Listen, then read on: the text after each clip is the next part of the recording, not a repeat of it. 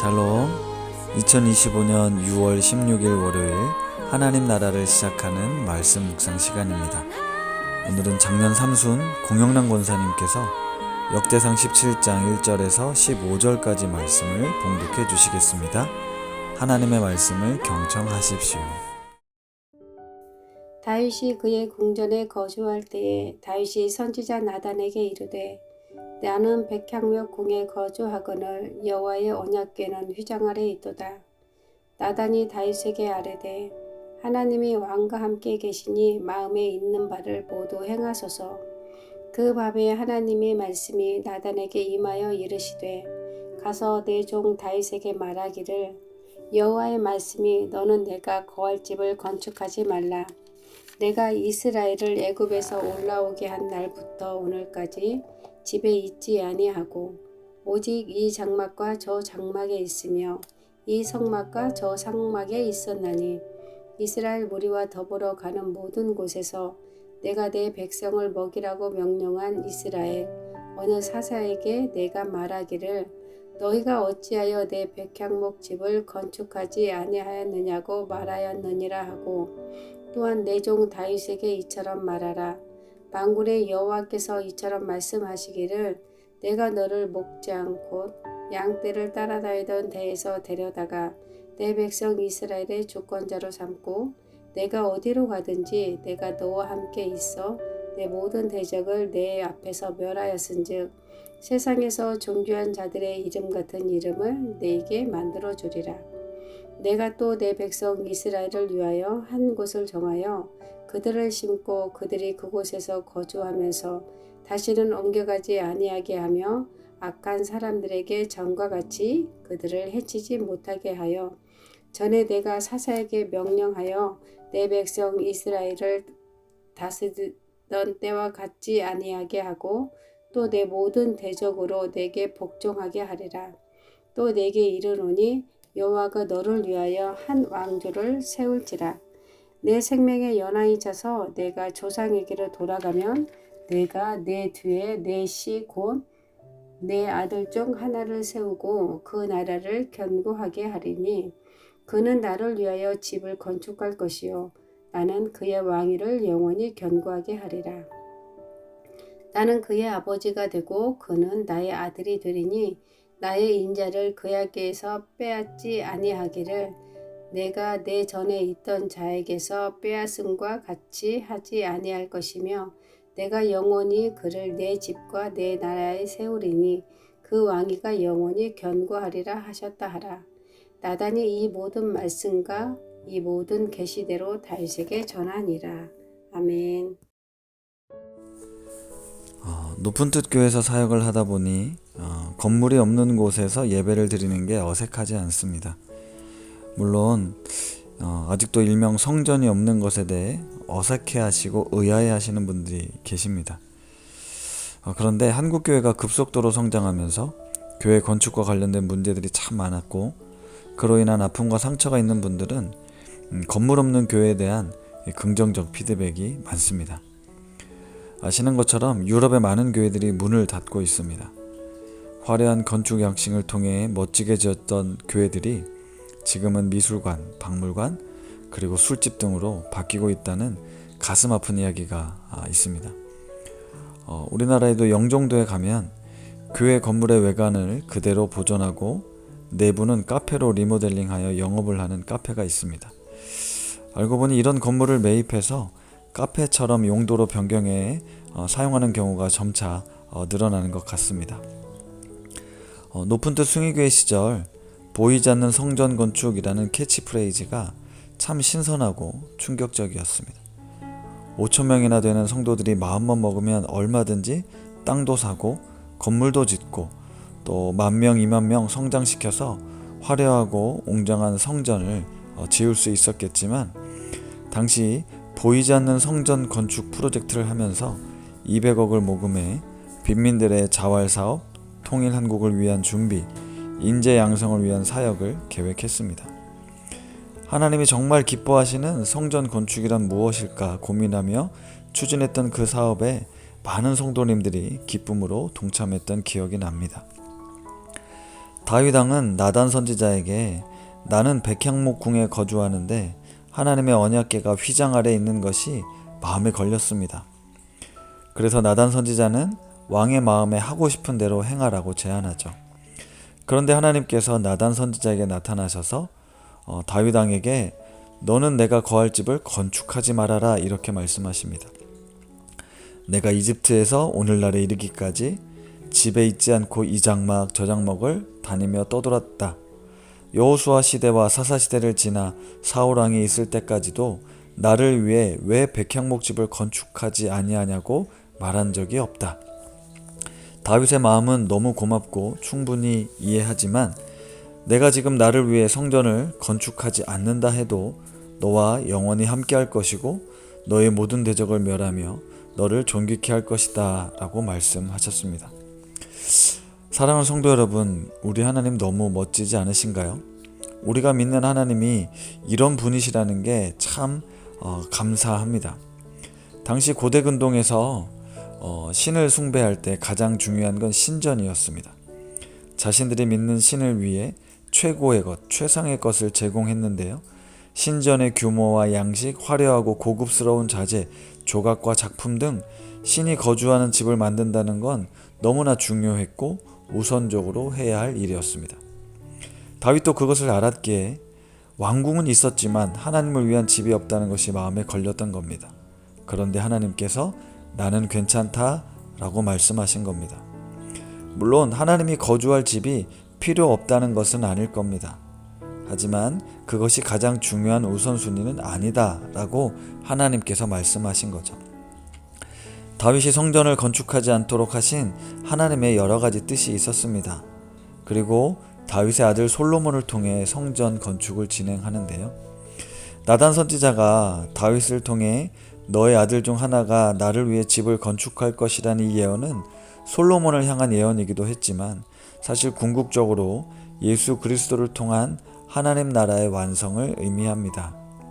그렇기에 다윗은 여러 가지 이유로 성전을 건축할 수 없었고 우리는 보통 다윗이 전쟁을 많이 해서 피를 많이 보았기 때문에 하나님이 허락하지 않았다.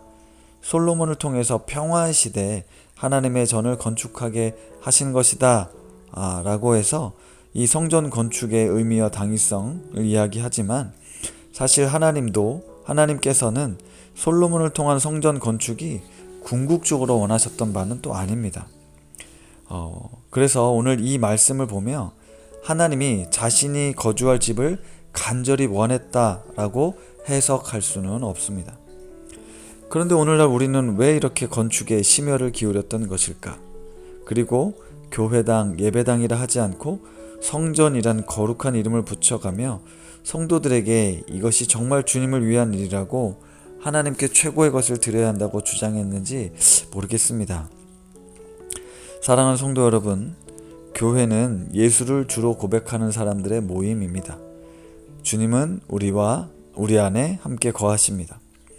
우리가 건축해야 할 성전은 우리들의 관계 속에 공동체 가운데 이루어져야 합니다. 소년과 두더지, 여우와 말이라는 그림책에 보면 뒷부분에 이런 문구가 나오는데요. 소년이 말합니다. 집이 꼭 장소일 필요는 없어. 사랑하는 이들과 함께하는 곳이 바로 집이다. 높은 데 우신교회가 보여지는 멋진 건물이 있는 교회는 아니지만 우신 중고등학교 공간을 빌려 예배드리는 교회로서 우리 모임 안에, 우리 공동체 안에, 우리의 사역과 섬김 가운데 하나님이 거하시는 아름다운 집으로 세워져 갈 수 있길 간절히 소망합니다. 우리 안에 계신 예수 그리스도가 공의와 정의로 다스리는 샬롬의 나라가 우리 안에 이루어지기를 간절히 소망합니다. 말씀을 생각하며 기도하겠습니다. 하나님 아버지, 다윗은 하나님을 위한 집을 지어드리고 싶었지만 하나님께서는 괜찮다 하십니다. 하나님께서 다윗의 인생을 어떻게 인도해 오셨는지, 그리고 다윗 가문을 통해 이루어가고 싶은 구원 계획을 말씀하시며 예수님을 통한 영원한 나라를 예언하십니다. 우리 신앙의 본질은 보이는 건물이 아닙니다. 하나님의 다스림과 통치입니다.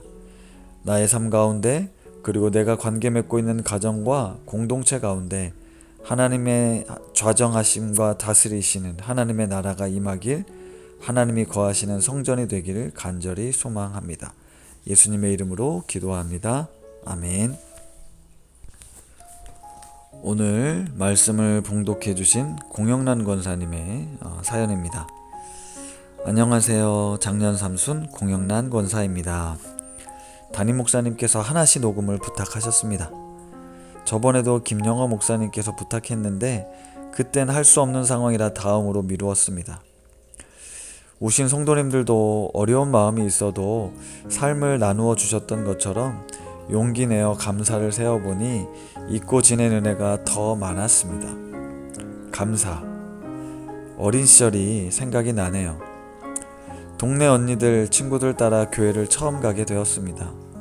어린 시절 놀 곳이 마땅치 않아 예배당과 교회 마당은 아이들의 놀이터였습니다. 그땐 아이들이 너무 많아 신발장은 고사하고 신발을 벗을 곳이 없을 정도로 교회는 시끌벅적 아이들로 넘쳤습니다. 교회 마당은 땅 따먹기, 고무줄 놀이, 공기놀이, 구슬치기, 딱지치기, 말타기 등 흥미롭고 재미있는 교회였습니다. 어릴 적 교회 다니면서 제일 부러웠던 건 부모님과 함께 교회 다니는 친구였고, 더 부러운 건 친구 엄마가 교회 집사님이라는 게 너무 부러웠습니다. 그런 유년 시절을 보냈고 성장하며 가끔 가던 교회도 멀어지게 됐습니다. 시간이 흘러 결혼하고 출산을 하다 보니 아이가 너무 예뻐 영원히 살 수 있는 방법이 없을까 라는 생각이 들었습니다. 그리고 어린 시절 설교 말씀이 기억났습니다. 예수님을 믿으면 영원히 살 수 있다는 하나님 말씀이 생각나 다시금 아이와 함께 교회를 출석하며 신앙생활을 다시 시작하게 되었습니다. 신앙생활을 시작했지만 믿음이 없기에 삶의 방향, 믿음의 방향을 되풀이되었습니다. 지금도 신앙이 신실하진 않지만 말씀 안에서 몸부림하기에 아무것도 아닌 저를 부르셔서 하나님의 자녀로 거룩한 백성으로 빚어가시니 놀라운 은혜지요. 또한 우신 공동체로 이끌어 주셔서 한없이 부족하고 연약한 자를 권사 임직을 다시금 하게 하시며 남편 또한 장로로 두 번째 임직을 하게 하셨습니다. 친정도 시댁도 하나님을 다 모르는데요. 저희 부부가 신앙의 1세대인데 다 말로 표현할 수 없지만 한없이 눈물만 났습니다. 너무너무 감사해서요. 어찌 이런 은혜를 받을 수 있을까? 한없는 하나님의 사랑이었고 변찮은 하나님의 사랑이었습니다. 그리고 하나님의 사랑에 변함이 없다는 걸 임직 예배를 통해 다시 한번 10년 깊은 곳에 되새겨 주셨습니다. 그래서 하나님이 아니면 안 되는 사람으로 만들어 주셨습니다. 여기까지 인도해 주신 하나님 감사합니다. 지나온 모든 세월 글로 다 적을 수 없지만 눈물도 한숨도 아픔도 기쁨도 웃음도 호흡도 은혜란 두 글자로만 가능한 삶이었네요. 한 주 시작하는 월요일입니다. 은혜로 화이팅입니다. 감사합니다. 네, 이렇게 사연 보내주셨는데요. 권사님의 감동적 사연에 우리의 삶을 은혜로 채우신 하나님, 아무것도 아닌 죄인들을 향한 하나님의 사랑을 다시금 깨닫습니다. 권사님께서 추천해 주신 주 음성 외에는 찬양 들으시며 더 깊은 묵상 하시겠습니다.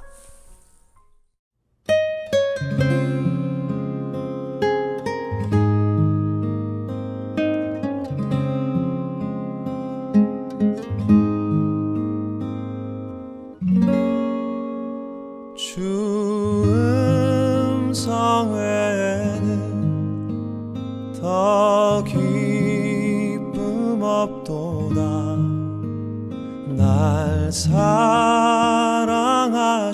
주 늘 계시옵소서. 기쁘고 기쁘도다. 항상 기쁘도다. 나 주께 왔사오니 복 주옵소서.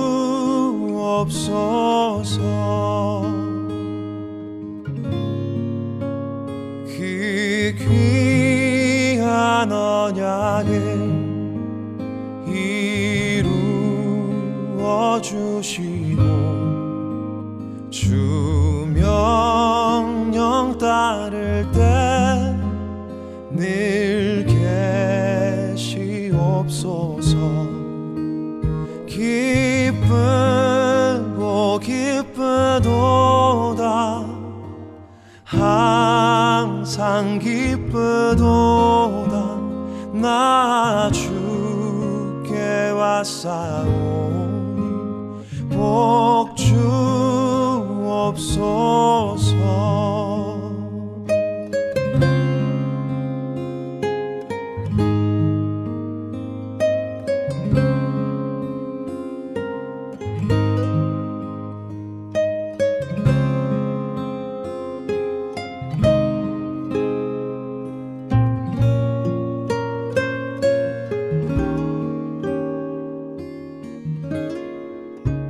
주 음성 외에는 더 기쁨 없도다.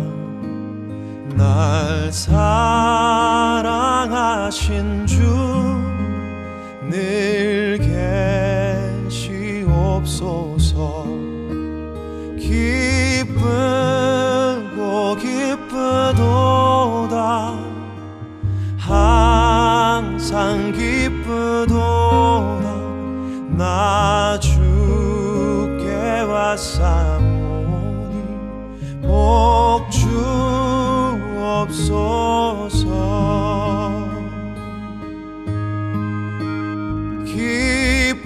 기쁘고 기쁘도다 항상 기쁘도다 나 주께 왔사오니 복 주옵소서.